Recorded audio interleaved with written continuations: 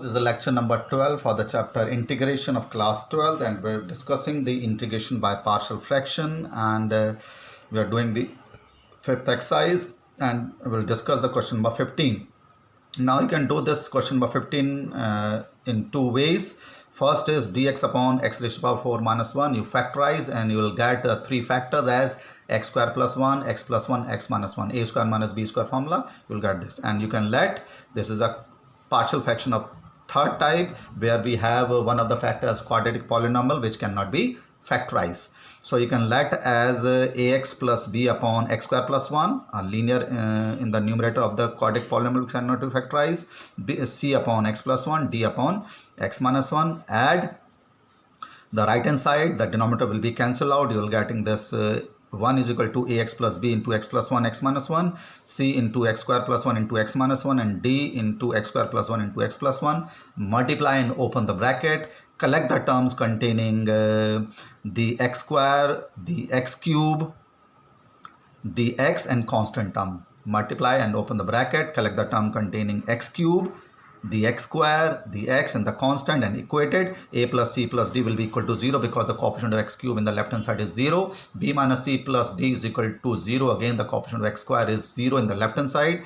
Minus a plus c plus d will be also equal to 0 because the coefficient of x in the left hand side is also 0. And minus b minus c plus d equal to 1 because the constant term in the left hand side is equal to 1. Solve these four equations by any method. You will get the value of a as 0, b is equal to minus half, c is equal to minus 1 upon 4, and d is equal to 1 upon 4, and put it here. You will get this. A is 0, so it is ax plus b, c upon d upon this. The value of a is 0, so b is minus half x. The value of a is 0, so this term will become 0, that is ax will be 0 plus b, and c upon x plus 1 and d upon x minus 1. The value of c is minus 1 upon 4 and the value of d is 1 upon 4 by this method. So it is a special integral, or rather it is an integral of minus half. It is an integral of tan inverse x. This is log x plus 1, this is log x minus 1, and arrange by using the property of log. In the next method, you can easily solve by letting x square is equal to capital X. Let x square is equal to capital X. So dx upon x square plus 1 and x square minus 1, it will be dx upon capital X. Be very careful. Capital X plus 1, x minus 1. Now make the partial fraction of 1 upon x plus 1, capital X into capital X plus 1, capital X minus 1, a upon x plus 1, b upon x minus 1. Add it.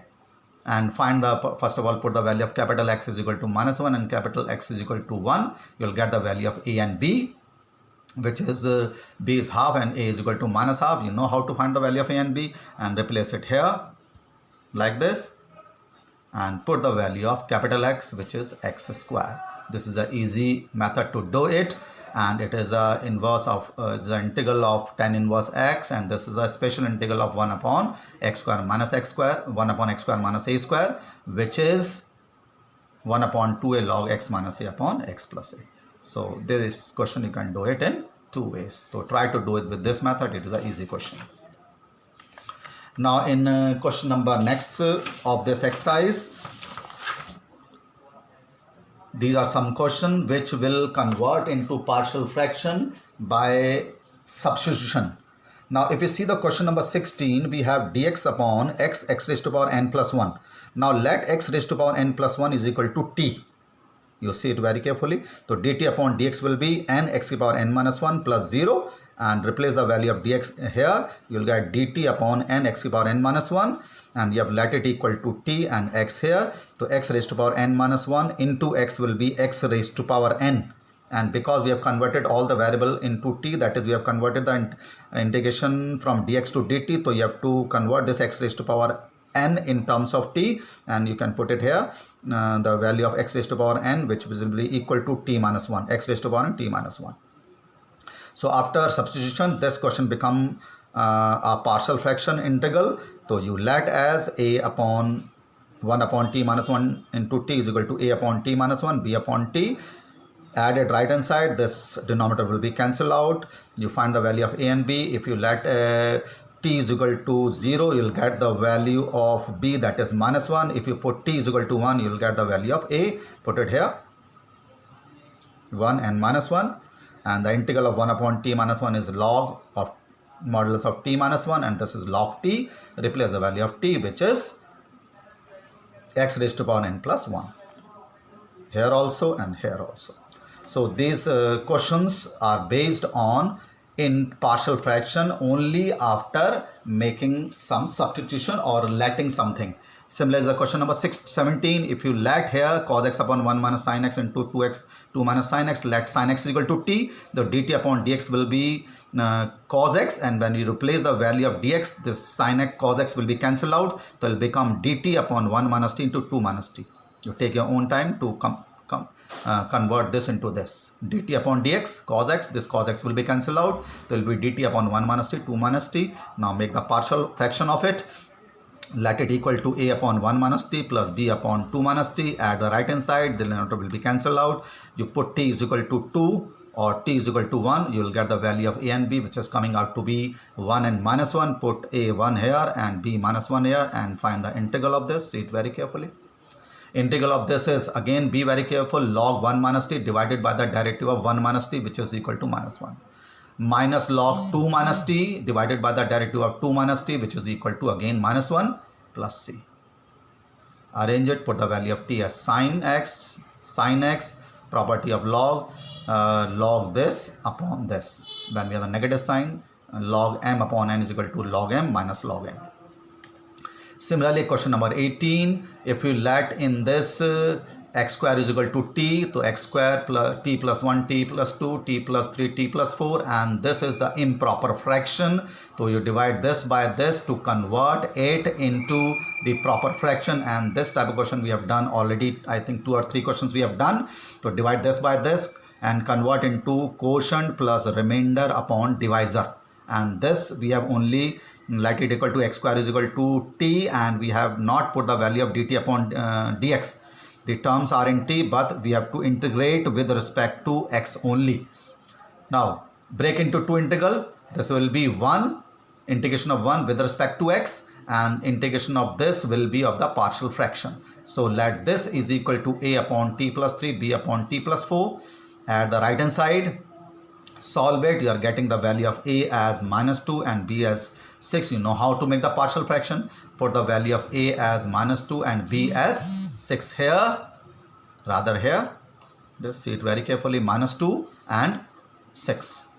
b 6, a minus 2. Put it here in the partial fraction. Minus sign is already there. And you have to integrate with respect to x. And the terms are in terms of t. So you have to replace this t by x square. T by x square. Then and the integration of 1 with respect to x will be equal to x only. And it is a special integral of 1 upon x square plus a square. It is a special integral of 1 upon x square plus a square, which is 1 upon a tan inverse x upon a, which is 1 upon a tan inverse x upon a. See it. So this is the integration after letting something to t, and after that we are getting the integration of partial fraction. Again, question number 19, you let x square is equal to t, so dt upon dx is equal to 2x. When you put the value of dx, this 2x will be cancelled out, so it becomes dt upon t plus 1, t plus 3. Make the partial fraction of this. As usual, a upon t plus 1 plus b upon t plus 3, put t is equal to minus 1, then put t is equal to minus 3. You will get the value of a and b. Put this value of a and b here, put it here.